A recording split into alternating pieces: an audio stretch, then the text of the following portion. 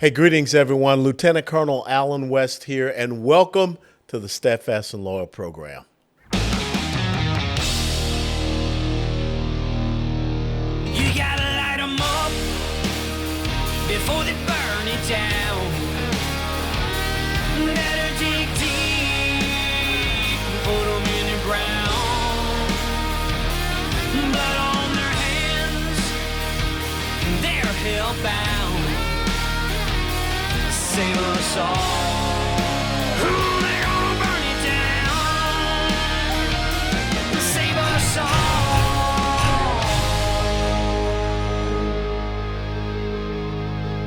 before they burn it down.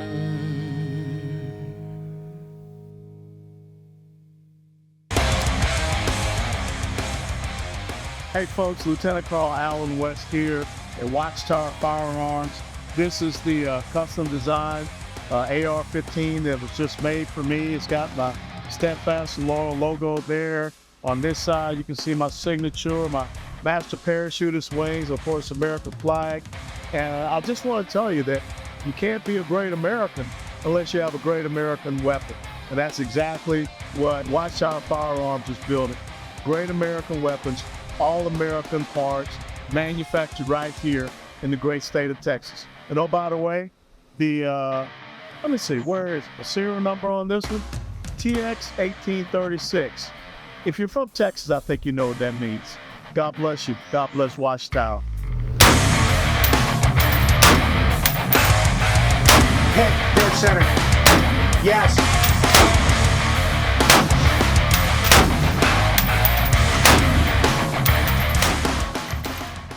Hey, greetings, everyone, and welcome back to the Steadfast and Loyal program.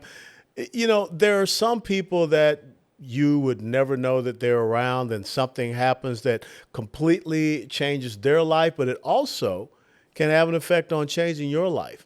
And we're going to talk to someone that has had that impact, not just for himself and his family, but also for the United States of America. And that's Mark Houck. He's a former college football All-American, a high school teacher, coach, and counselor turned activist, a radio host, evangelist, and motivational pro-life speaker. Mark Houck has done it all. In September 2022, Mark and his wife, Ryan Marie, and 7 young children made international news when an FBI raid and invasion of their home. Mark was falsely charged with felony violations and faced 11 years in federal prison and $350,000 in fines for his sidewalk counseling and for defending his 12-year-old son from an aggressive abortion escort. Mark was acquitted on all charges in January the 30th of this year. Mark Houck, thank you for joining us here at the Steadfast and Loyal program. Thanks, Colonel, for having me. Good to be with you. Absolutely. Now, I'm wearing my University of Tennessee orange because, we're going into college football season. I'm all psyched and ready to go. So tell us a little bit. I mean, when I read this about a college football All-American, where did you play? What was your experience? And what was the reason why you didn't go on to the pro level? Well, I was a defensive back, so that might have something to do with it. But I went to Catholic U in Washington, D.C. Sure. Division III school, and I got a scouting look by the New England Patriots my senior year, and I pursued professional football for about 2 years. I was going to go overseas to Germany and Australia, and then come back and give it a go and see if we couldn't get a free agent contract within the Canadian Football League or the NFL. But that just didn't happen. It wasn't in the cards, and I needed to hang them up, as most athletes do. Yeah. And but they don't really get to that level very often. So, but being a white defensive back, it wasn't really set up to be in the cards for me in the NFL. Well, you could have been, one of those strong safeties like Pat Tillman and deliver That's true. a harsh That's punch true. for that, That's receiver coming across the middle. So, okay, where did you go on from there after, coming out of Catholic University? Sure. Well, I got my master's degree in education. I became a teacher. Prior to that, I just had a business degree, and I worked for a short time in corporate America, did some property management, did some human resource management. We moved into juvenile justice while I was getting my master's degree, and so I worked with the juveniles in my area for about 5 years, and while I got that degree, and then I transitioned into being a teacher in the public school system, actually the same public school that Benjamin Netanyahu went to school up here in Wow. Philadelphia. And then after about a year or so of teaching, I decided to go into full-time ministry. And I worked for another organization, a pro-life organization, for about 3 years before I launched my own ministry in '06 called the King's Men, a men's ministry.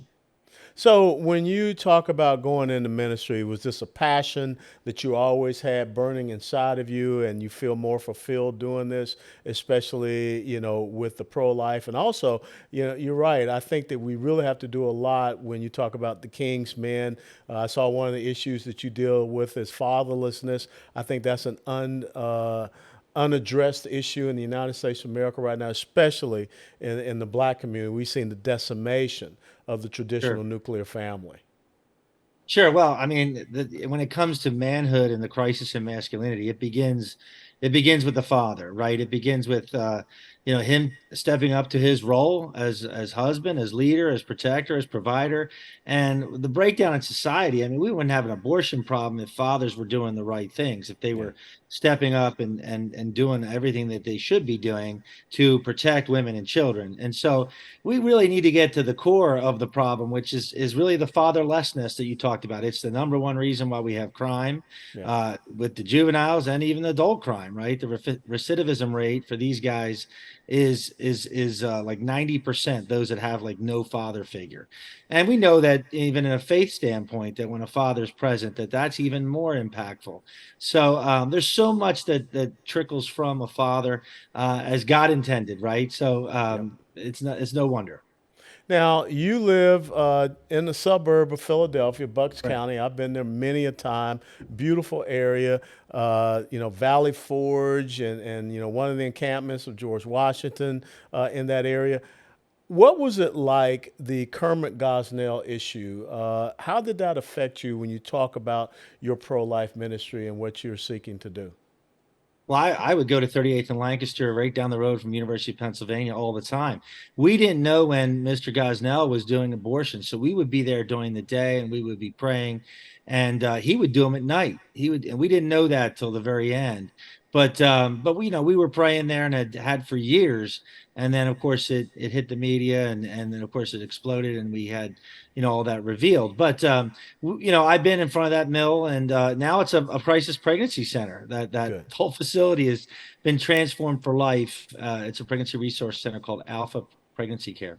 Well, that's good. I mean, it says in the Bible what, was intended for evil, God will turn that into good, because we have the exact same thing with 40 Days for Life down here in Bryan College Station. Used to be one of those places that Sure. were an abortion clinic, but now it's the headquarters for 40 Days for Life. So let's talk about what happened to you, and you can kind of break it down chronologically, because I remember hearing about this and reading about this and saying, why is the FBI conducting a raid in the suburban home of a pro-life activist? So kind of give us, your Cliff Notes version, and take us through the trial, take us through you being Sure. exonerated of all of these supposed alleged offenses. Right. So everything began on October 13th, 2021, where for 20 years, I've been going to the same place, praying, helping women in crisis, men in crisis, trying to intervene in the 11th hour. And that's what a free safety does. He's the last line of defense. And I've been doing that for years. And I started taking my son in 2021, who was 12 years at the time, 12 years old. And he had been to about 30 or 40 of these vigils with me every Wednesday. So on this particular Wednesday, there was a bit of an altercation with a escort representing Planned Parenthood, who was trying to impede my First Amendment rights. And basically, he was harassing and bullying my son, and he wouldn't stop. Eventually just became a dad and said, "Man, you got to stop." And there was a bit of an altercation, a bit of a shove. And in the city of Philadelphia, that's not a big deal. It happens every weekend at the Philadelphia Eagles game. So I Yeah, no kidding. I was put in a private criminal complaint, which was dismissed at the state level in April 22, 22nd, 2022.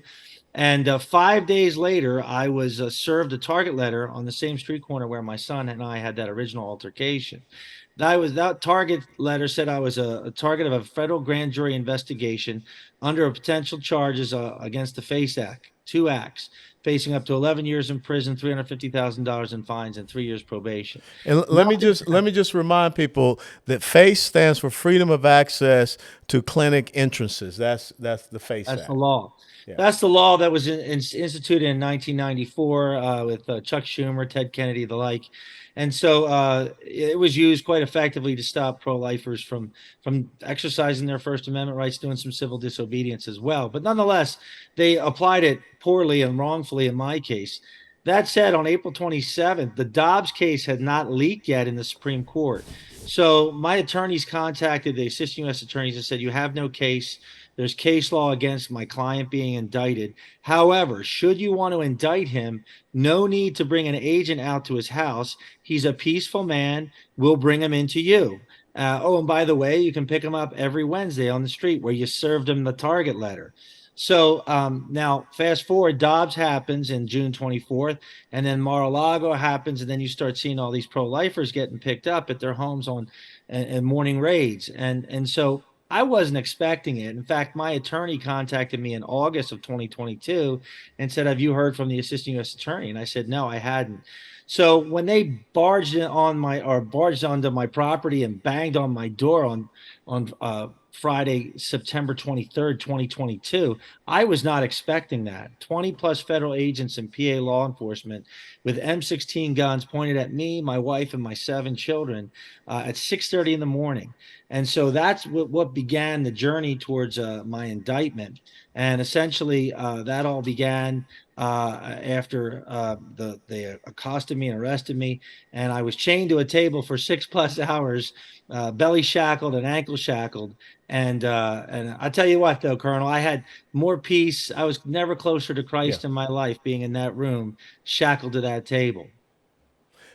I want people to understand that, again, you have no criminal record. You're Correct. a peaceful guy. Anybody, as your attorney told the U.S. District Attorney, you can just go up to his house. You know where he'll be, on these specific nights. Why was it, and this is kind of a rhetorical question, but why was it, do you think, that all of a sudden what was dismissed at the local level and at the state level, all of a sudden the federal government takes it and they use countless amounts of armed federal agents to come to your house at 6:30 in the morning? I mean, to me, the message is very clear. Am I right? Do you agree? Well, it still boggles me to this day that they used that type of force, the full armory of the government. I mean, I had to be a high risk offender, which means I was a violent offender, a threat to the community, or a flight risk. And of course, I'm none of those. And we know Yeah. that to be true because on the day I was arrested, after 10 hours, I was released on my own recognizance, and they would not release a violent offender or a threat or a flight risk to their own recognizance. So that's exactly what they wanted to do, to humiliate, intimidate, and instill fear. And I think in our country today, correct me if I'm wrong, the process is the punishment. They don't really care about the indictment as much as they wanted to punish, humiliate me, and get me to stop what I'm doing, and get others to do the same. Well, I think that what you just captured there, you can transition what we see happen with former President Trump. It is not the real end result. It's the Right. process of intimidation, the process of just saying that we can do this to you and embarrass you and harass you, because there is no explanation why anyone would come. And again, something that was dismissed at the local level, dismissed at the state level, how does it get to the federal government level? And you and many other pro-life activists finding your homes being raided by federal agents when you are no threat to anyone Right. whatsoever. The message is very clear that the religion of the left is about murdering unborn babies, along with the climate change and open borders and all the other things that they just fervently believe in. But they will persecute anyone. They will go after you with all of the power that they have in order to get you to understand that we don't want any opposition to our religion. And definitely for those of us of the Christian faith. And who would ever thought, that we would see a day when the FBI is infiltrating the Catholic Church? I mean, can you believe that? Well, I can believe it because of what happened to me. Was so real to my journey, and I can see it all playing out. I want your audience to know and you to know that I asked my attorneys if the government was going to come in with a plea, and this just tells you that what they were doing and why they were doing it was not about a conviction as much as it was about punishment. So I said to my attorneys, are they going to come in with a plea? And he said, no, Mark, that you have to ask for that. And I said, well, I'm not going to ask for that. On January 6th of all days, Yeah. about 2 weeks before my trial, the government came in with a sweetheart deal, no time, no fine, no probation, just plead guilty to the misdemeanor assault. And I said, well, I'm not doing that. I'm innocent. But I said, let me go talk to my wife. So I talked to my wife and I said, hey, the government came with a plea. They have a 98% conviction rate when they come after you. So, hey, we might consider this, right? She said, well, what is it? I said, well, no time, no fine, no probation. She said, well, you're not going to take that because it's a cowardly deal and you're not a coward. Number two, you're innocent. And three, if you decide you want to take it, don't bother coming home, my wife said, right? Because she don't want to live with a coward. And then fourthly, she said, we got to do it for the good of the pro-life movement. We got to do it for the cause. We got to do it for something bigger than ourselves. We could protect ourselves and go under a rock and hide and never come out again, right? We could have done that. But we knew that if we didn't stand up to this tyranny, this dictatorship, and we didn't say yes to this persecution and what potentially could have come if we were found guilty. Thankfully, we weren't. But we knew we had to do it and get case law on the books so that this government, this two-tiered system of justice, would not continue to come after citizens like me and as we exercise our First Amendment rights. And so thankfully we got that on the books now. But I learned a lot about it, and it's probably one of the main reasons I'm running for Congress now. But that's kind of how it all went down, and it tells you exactly what the government thought of their case by offering me that plea. Well, I have a T-shirt that says "Stand and fight, or run and die tired," because that's what happens when you try. You're going to die, and you're going to die tired. So thank God for Ryan Marie getting in your knickers like an old football coach and telling you to get out there and compete. Because you were right, and you stood on the side of what's right, and God bless you for that. And so, good transition. What has inspired you now to throw your hat in on August the 10th of this year? You have declared your candidacy for Pennsylvania's first congressional district, and you're going to be running against an incumbent Republican representative, Brian Fitzpatrick, if I'm correct. So Correct. what delineates, what's going to be your plan? Because people know you for what has happened to you, but how do you get people to know you as far as now wanting to be a congressional representative? Well, sure. So, I grew up in Bucks County where I live, and that's the district I would be representing. And so, I lived in the bottom part of it, and I now live in the top part of it. So, I know a lot of people here, and I know a lot of people are excited. We took it to prayer, Colonel. We spent the whole month of July praying, asking God for his signal graces to let us know that this is what he wanted us to do. So many people since the trial, even before the trial, were encouraging us to run, and I dismissed it. I said, I don't want to run for any political office, but more people were asking me. So eventually I had to take it seriously because I didn't want to be ignoring God. Samuel was called 3 times. I had to Yeah. be called 30 times, right? So I'm listening and I'm saying, all right, I'm going to ask God what he wants. And I got a clear sign, as did my wife, Ryan Marie, that we are going to enter into this race. Now, yes, we're going in to make sure what happened to us doesn't happen to anybody else, for sure. And we're not doing it in a retaliatory sense, because think about this. Brian Fitzpatrick is the only former FBI agent in the Congress right now, the only former FBI agent. And I'm the guy that got raided by the FBI. Imagine that narrative. and said, it seems like God's putting this all together for some reason this way. But nonetheless, we're not doing it for malicious reasons to malign him. He didn't say anything to support us. He didn't come out against his former employer and condemn their actions. We're going to expose all that. That should certainly be known. But we're doing it because Brian Fitzpatrick, frankly, votes like a Democrat. He doesn't vote like a Republican. He doesn't have traditional Republican values, let alone traditional American values. So I think the delineation is going to be clear as to the type of candidate that I am, and everything that I will be voting for, much like you, I'm sure, it begins with the dignity of the human person. And so we get that right, we move forward in everything, economically, on the borders, overseas. We begin with the dignity of the human person, and that will inform all my decisions. And sadly, Brian's decisions have not been that way. I knew his family. I knew his older brother, Mike, but he's not his older brother, and it's time for a change.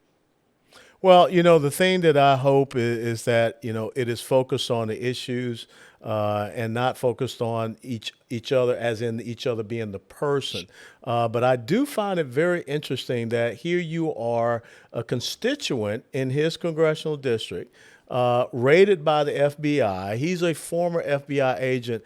And if I heard you correct, he said nothing about it. He still has not said anything about it. No, he didn't condemn it. I mean, Doug Mastriano, who was running for governor, he condemned it immediately. Anybody that could see common sense wise that this was wrong, were speaking out against it. But unfortunately, he didn't. I'm his constituent. I voted for him the last 3 elections. He could have come out privately and called me up. Scott Perry invited me to the State of the Union. Scott had to call Brian to say, "Are you okay if I invite your constituent, which you want nothing to do with, to the State of the Union in February?" So Brian said, "Fine." So yeah, he had a chance to talk with us, to meet with us, to encourage us privately. He didn't do it. So I don't know why. It doesn't make sense. That is very astonishing, disappointing, and very disconcerting, to say the least. So how can people follow you and your campaign? How can people support you, not just there in Bucks County, but the folks there in Pennsylvania and the folks from all across the country? Well, we've had a lot of support all around the country, praise God, So, and the whole world supported us after the raid. So I don't know, for such a time as this, as old Mordecai said to Esther, perhaps we've been called. So they can go to houckforcongress.com. That's HOUCKFOR Congress.com. And they can see our platform, our common sense platform, and they can support what we're doing and get behind the campaign. I appreciate it. Well, one of the things I always tell people is that God does not call the equipped. He equips those that he calls. Right. And sometimes, as it says in Romans 3-5, the trial and the tribulation brings about the perseverance, and the perseverance, the proven character, and the proven character, the hope, not in man, but in hope in our Lord and Savior Jesus Christ. So I think that what you had to go through, that you came through, and as your wife told you, you did it with strength. You did it with honor. You did it with courage. You did it with conviction. You did it with character. I think that's what the American people are looking for in elected representation. And so I wish you well, and I really thank you so very much for being with us here on the Steadfast and Loyal program. Ladies and gentlemen, Mark Houck. Houck, you can follow him as he is running for Pennsylvania Congressional District number 1. He will have a primary. When's the primary date? Yeah, the date currently is April 23rd, but Pennsylvania State Legislature is thinking about bumping it up to March 19th to make it more relative to the presidential run. So right now it's April 23rd. All right. Well, we will be watching, and we hope to have you back as well, okay? Thanks, Colonel. Thanks for your service. God bless you. My pleasure. God be with you. Thank you, Mark. Ladies and gentlemen, thank you so very much for joining us this episode of the Steadfast and Loyal program. They're very special thanks to Mr. Mark Houck for being with us and taking time out of his busy schedule as he's announced to be a candidate for the United States Congress. As always, please click the like button and share this program with others. And until next time, steadfast and loyal. Before they burn it down.